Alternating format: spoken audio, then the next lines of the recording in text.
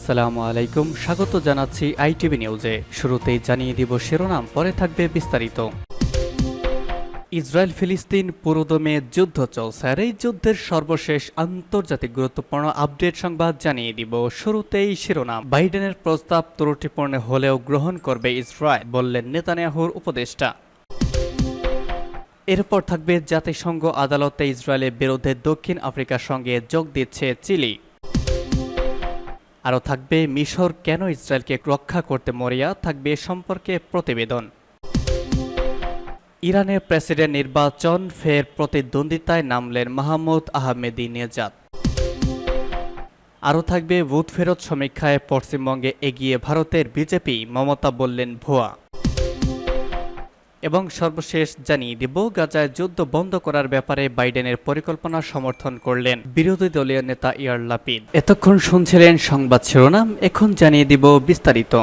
বাইডেনের প্রস্তাব ত্রুটিপূর্ণ হলেও গ্রহণ করবে ইসরায়েল, বললেন নেতানিয়াহুর উপদেষ্টা। গাজার যুদ্ধবিরতি প্রসঙ্গে বাইডেনের প্রস্তাব ত্রুটিপূর্ণ হলেও ইসরায়েল তা গ্রহণ করবে বলে জানিয়েছেন ইসরায়েলি প্রধানমন্ত্রী বেনিয়ামিন নেতানিয়াহুর উপদেষ্টা।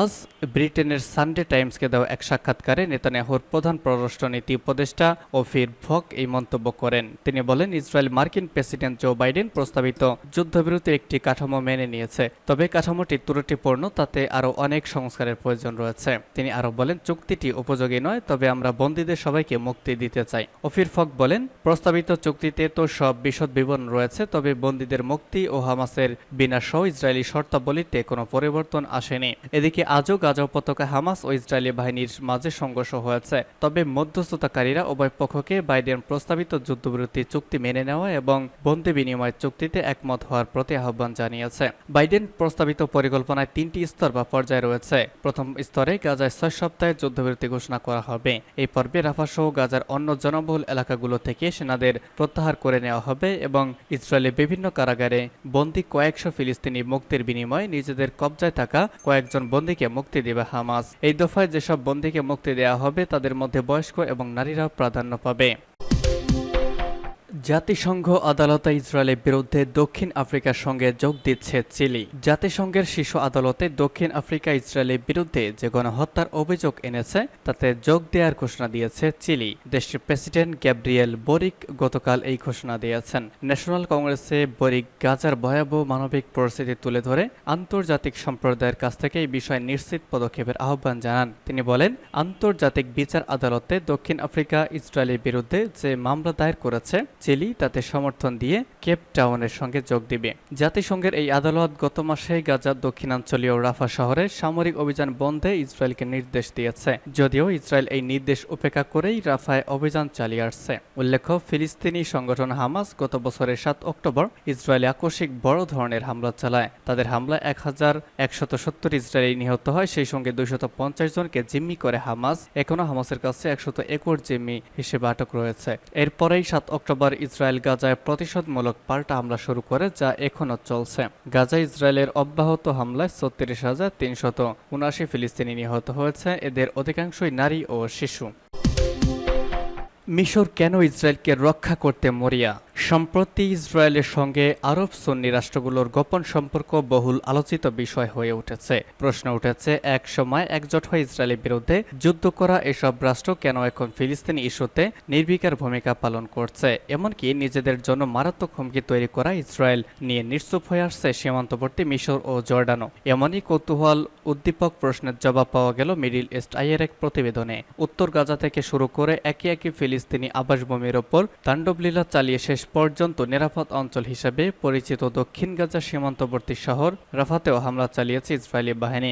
মিশর সীমান্তবর্তী এই শহর দখলকে কেন্দ্র করে ইসরায়েলি বাহিনীর গুলিতে নিহত হয় 2 মিশরীয় সেনা সদস্য।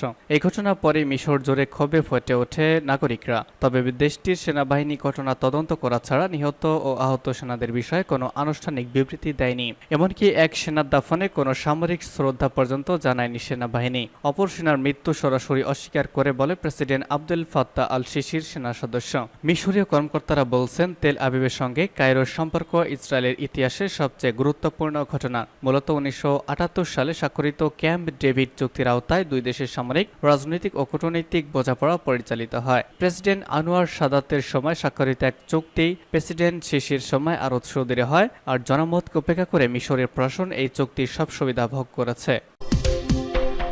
ইরানের প্রেসিডেন্ট নির্বাচন ফের প্রতিদ্বন্দ্বিতায় নামলেন মাহমুদ আহমেদিনেজাদ। ইরানের সাবেক কট্টরপন্থী প্রেসিডেন্ট মাহমুদ আহমেদিনেজাদ প্রেসিডেন্ট নির্বাচনের জন্য নিবন্ধন করেছেন। এর মাধ্যমে দীর্ঘ 12 বছর পর ফের দেশটির প্রেসিডেন্ট হওয়ার জন্য লড়াইয়ের চেষ্টা চালাবেন তিনি। গত 19 মে হেলিকপ্টার দুর্ঘটনায় প্রাণ হারান বর্তমান প্রেসিডেন্ট ইব্রাহিম রাইসি। তার এমন আকস্মিক মৃত্যুর পর নতুন প্রেসিডেন্ট নির্বাচনের তারিখ নির্ধারণ করে ইরান। মাহমুদ আহমেদিনেজাদ প্রেসিডেন্ট নির্বাচনের জন্য নিবন্ধন করলেও তাকে প্রতিদ্বন্দ্বিতা করতে বাধা দেওয়া হতে পারে।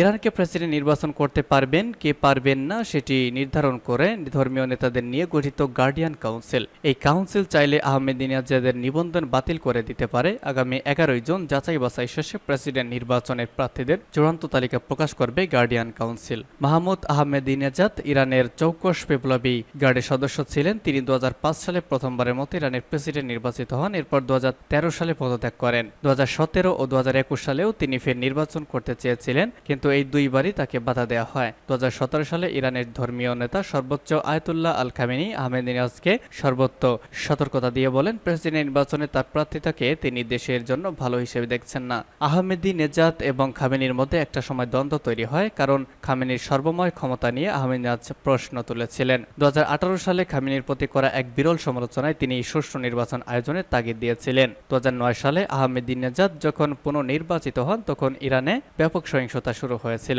ওই সময় খামেনি তার প্রতি সমর্থন জানান এবং বিপ্লবী গার্ডকে ব্যবহার করে সেটি নিয়ন্ত্রণে আনেন। ওই সহিংসতায় কয়েক ডজন মানুষ নিহত হন। ইরানের নতুন প্রেসিডেন্ট নির্বাচন হবে আগামী 28 জুন। বুথ ফেরত সমীক্ষায় পশ্চিমবঙ্গে এগিয়ে বিজেপি, মমতা বললেন ভুয়া। ভারতে শেষ হয়েছে লোকসভা নির্বাচন। গতকাল 7ম দফা ভোট গ্রহণের মধ্য দিয়ে নির্বাচন শেষ হয়েছে। নির্বাচনের পরপরই বুথ ফেরত ফলাফল প্রকাশ করে দিয়েছে বিভিন্ন সংস্থা।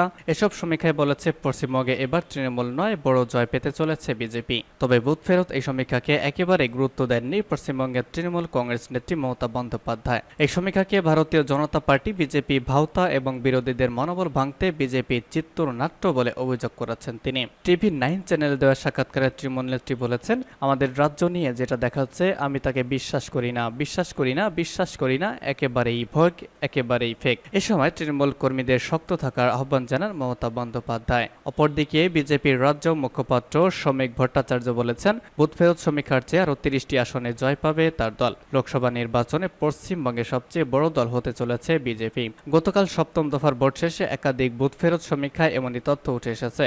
এবিপি আনন্দ ও সি ভোটার তাদের সমীক্ষায় বলেছে, এবার বিজেপি 23 থেকে 27টি আসন পেতে পারে, তৃণমূল 13 থেকে 17টি এবং বাম কংগ্রেস 1 থেকে 3টি আসন পেতে পারে। সাক্ষাৎকারে মমতা বলেন, সংবাদ মাধ্যম কি করে বলে দিচ্ছে ওই আসনে কে জিতবে, অমুক আসনে কে জিতবে, কত টাকার বিনিময়ে। আমি এই সংবাদ মাধ্যমের হিসাব মানি না। কর্মীদের বলবো শক্ত থাকতে, গণনা ভালো করে করতে। যা দেখিয়েছে সংবাদ মাধ্যম তার দ্বিগুণ পাবো। প্রত্যেকটা আসনে আমরা জিতব। এবং সর্বশেষ জানিয়ে দিব, গাজায় যুদ্ধ বন্ধ করার ব্যাপারে বাইডেনের পরিকল্পনা সমর্থন করলেন বিরোধী নেতা ইয়ার লাপিড। মার্কিন প্রেসিডেন্ট বাইডেনের গাজায় যুদ্ধবিরতি প্রতিষ্ঠা সংক্রান্ত পরিকল্পনা মেনে নিলে নেতানিয়াহু সরকারের পতন ঘটানোর যে হুমকি দুই ইসরায়েলি মন্ত্রী দিয়েছেন তার তীব্র নিন্দা জানিয়েছেন ইসরায়েলি প্রধান বিরোধী দলীয় নেতা ইয়ার লাপিড। তিনি বলেছেন, এই হুমকির মাধ্যমে ইসরায়েলের জাতীয় নিরাপত্তা, পণবন্দীদের জীবন এবং উত্তর